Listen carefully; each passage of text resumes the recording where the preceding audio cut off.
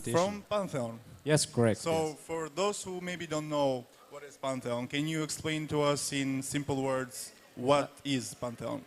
I would say that Pantheon is a business operation system. It's not just an ERP, but it's a platform wide usable as an also for small businesses, but also for large companies as well. So. But how does Pantheon separate itself from the other companies, same companies in the market, let's say in Albania and not even in Europe? Okay, thank you first for the question. I would say we are better, you know. Okay, but how better? Yeah, what joke makes aside, actually, our business model or our application separates us from others because small companies are getting everything that an application has. So we don't have any modules, we don't have any features you need to buy on when we are going. So with the application, the entrepreneurs and the companies get everything they will need. So they're free to use it. So actually free in the gardening, but if they buy the application in the cloud or in premise, they're open to use all the functionalities that in the application exists.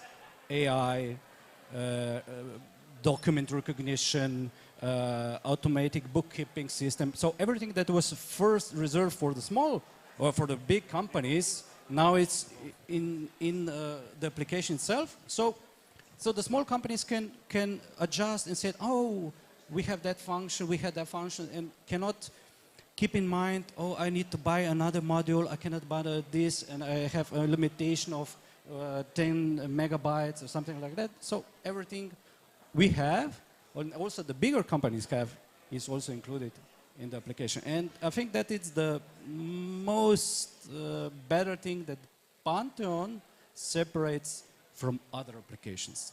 And before starting a short demo, yeah, sure. I have another question about what you were saying. I think Pantheon did start, or it was its first mission, the big companies. Then it no, it was always small companies, right? No, it's everything that we know, because we use the information from the market, implement it into the application, and the application therefore growth very rapidly. And it was, you can imagine, so when I was speaking for business operating system, I was talking for a platform that you can build your add-ons on it. So we have, I would say 150 companies that registered, and they're building its own API applications and additional features on it. So it's, I would say, it's kind of, you know, when you go into the business, you have a vision, but you don't know how to go. But the road draws you there. So now we are in the segment of one company, one employee companies, to the market of many thousands users in a single company. So the numbers are actually always on the web, so we do announce them, how many users and how many companies now are using Pantheon through the region. So we are present in Slovenia, Croatia, Bosnia, Serbia, Macedonia, Kosovo, and also Bulgaria. And the natural path draws us also to Albania. You know, it's because many companies that do business in the region are also present here in Albania. That's right. Okay. So what was our purpose? Yes. So they said, hey, we want to do also business here in Albania. I said, yes. Then we go. And we came here, and this is first our, like, that we're present this year first in this fair. So we are very excited. So I'm inviting everybody that is maybe not visit us here to come to our yeah. Okay, Gregor, can you show it to us a little bit, so how it works? Yeah, how everything works, we will not have probably any more time, but I will just give you an explanation. So the users actually have a secure login information. So it can be a single sign-on, it can be username, password, can be one-time password with the SMS, whatever. So now I'm currently using the application version. So we have also web application. We have also, I can show you here, we can also have, let me here, an open Swagger, open API. So everybody who's using external application can access the application through the API.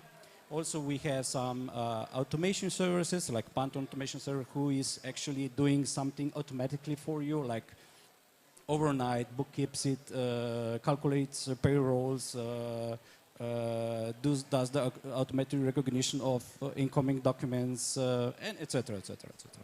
Are you using AI in this case? Yes, we do. We began last year. Is AI a new feature that Pantheon is using, or it's been it's a while? a kind of a new feature. Yeah, it was 2 years, but it's quite challenging us to define to what standpoint the AI should go, because let us imagine that you're a company owner and you have AI on your data, and you are asking the AI. What is my top sales through the month? And the AI gives you that information. But another one who is also using the AI could say, give me the procurement data of your company for the ID for the article that you're using. So actually, it's kind of knowledge, because the AI cannot really distinguish which questions are can be fulfilled or delivered, and which questions not. So we are a little bit struggling about that. But in other ways, we are using it for help, for manuals, for users, so to easily come to a solution if they have any kind of a problem. And for that, it's fabulous. I can tell you that.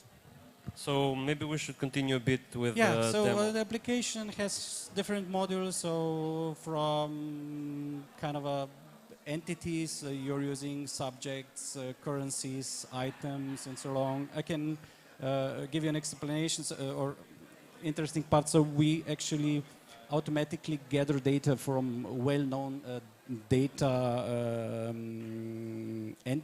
authorities. Like in Slovenia, we have IPES. In Croatia, we have another company. So you just type in the VAT number, and the application gives you all the data that exists for that. So when you go to subjects, articles, so we have lots of features also that you can define what fields are primary, what fields are not primary. Are all these features open for all the companies? Yes, or? for all. Okay. For all. So as you see here, I have many things. So manufacturing, So service. there's only one package, one service. We do distinguish we distinguish it, but in the basically everyone. So we distinguish just between if you need advanced BI and if you are a production company. So these are the three differences. Okay. Also, yeah, the difference is also if you are from a state company, so we do offer them a really huge discount. So yeah, so there's but you get the point. So there are different packages for a state company, you know. Yeah. State-owned company. A big concern, in my point of view, it's also security. How do you handle this? How do you make sure that the security is on the top level? Okay, thank you again for the question. So Data Lab is putting really much effort into the security. We put it a lot of money.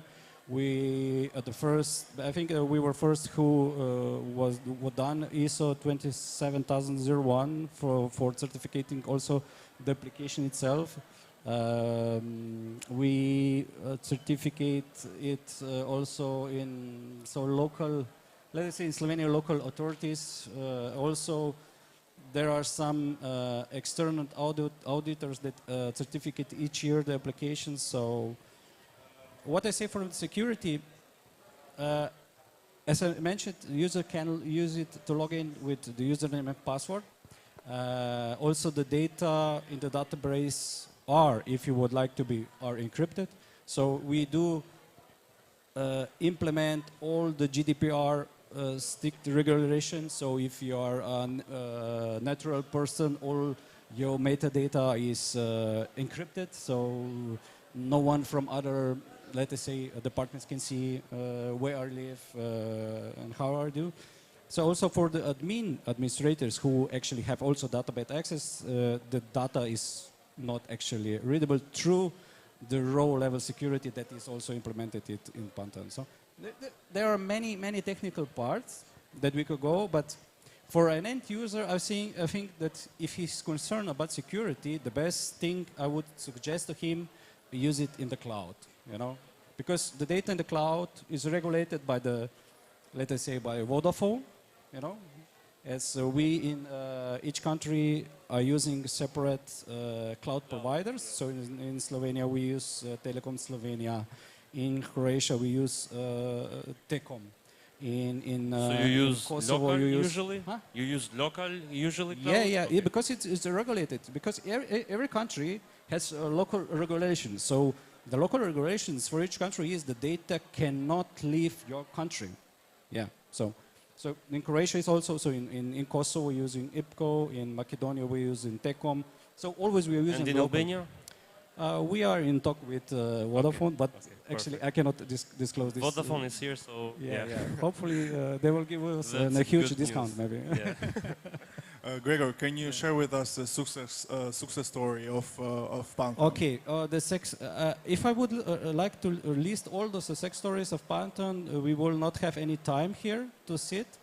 But I know you have chosen one, and yeah. I think Okay, it's special. okay. Yeah, I think it's special.